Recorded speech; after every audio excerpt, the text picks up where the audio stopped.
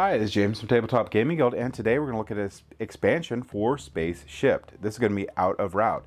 SpaceShipped is a one-player solo game designed by Lucas Gentry. In SpaceShipped, you're going to be playing as a starship captain, and you're going to be traveling through space trying to get crystals, and you're trying to get 2 crystals before the enemy gets 2 crystals. In the base game, it's Marauders, but in each of these expansions, most of them are going to give you a new boss.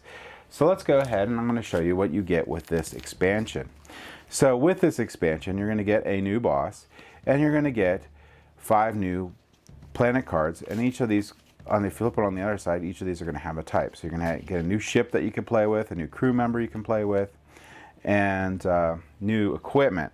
Now, to set up the game with any of these expansions, you're going to be separating these into different stacks. You're going to separate them into crew, ships, equipment, enemies, and then you're going to shuffle them all together. Now, this will exclude your start cards, so don't do that with the start cards, but then you're going to build your deck. You're going to take out 3 crew, randomly 3 crew, 3 ships, 7 equipment, and 1 enemy, and that's going to build your deck to play the game. Now, like I said, this one comes with 5 new cards here, and these are all going to be just resources that you can play in the game, and that's an crystal, but the important part about this one is the new ship. This one here, it's called the Large Barge. It costs $12 million. It has 4 cargo hold, and it can take up to 4 damage, other than shields. So that's a pretty good card. This one here is your Solar Anchor. It costs $5 million, and you may skip encounters that reshuffle and deal cards. That's pretty cool. There's not a whole ton of those encounters, though. Well, you know, with different expansions, they add some of them, so I guess it depends. This one here, Heavy Plating, costs $7 million. Ignore 1 point of damage from each encounter, but not from unpaid debts. Takes up 1 cargo space. So it does, the Heavy Plating is pretty cool, but it does have some downsides to it. Alright, this is Ram Collecting Scoop. It costs $6 million. Asteroids cost you $1 million less to purchase. Minimum of free. You may not both buy and sell asteroids in 1 turn. Okay. So this is a negotiator. It's a crew member you can get. Costs $3 million. Equipment ships cost $2 million less. Minimum of $1 million. So really cool cards that you could have in the game. Now, I'm not going to go over each of these planets, but there's going to be orbital encounters and planet-side encounters. There's going to be 5 different cards. You're going to be lining these up in a row, and they'll go planet-side or orbital encounter, planet-side encounter, and then market row. But we could take a look at one of the cooler ones here.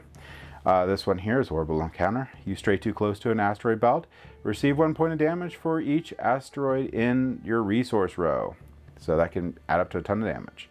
Planet-side encounter. Your crew wins raffle at local junkyard. Gain an available spare part if your cargo hold is not full. Alright. So that's those. And then we also have a new sort of event. And that's going to be what you saw in here. This is called the Market Flux. When this comes up during your planet-side encounter phase, use the market prices from the leftmost colony card during your market phase. So instead of the rightmost one, the leftmost one. So it's going to change the marketplace. So that's a neat little sort of switch up. So you might be able to plan that out sometimes to try to get good prices or good selling amounts. So your boss here is going to be a single-sided boss. And this boss here is going to be Chaos Hunter.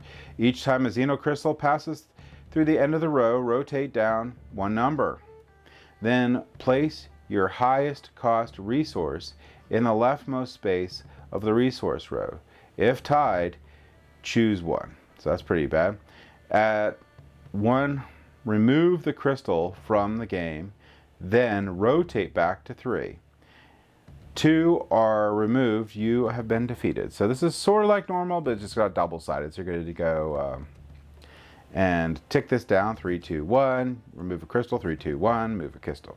All right, so that's what you're going to get with the SpaceShipped out of route expansion. Now, why would you get this expansion? Well, if you love SpaceShipped, this is a must buy. Any and all of these expansions for SpaceShipped give a ton of replayability to a game that already has a lot of replayability. So these in general will let you have like countless times that you can shuffle into the base game and have a unique game every time with a unique pool. So what the advantage of that is you're never quite sure what the pool is until you see the cards. So it can add to unique encounters, unique combos, and all sorts of fun stuff. So if you like SpaceShipped, I highly recommend picking up this expansion, Out of Route. And that's my thoughts on it. Thank you for watching.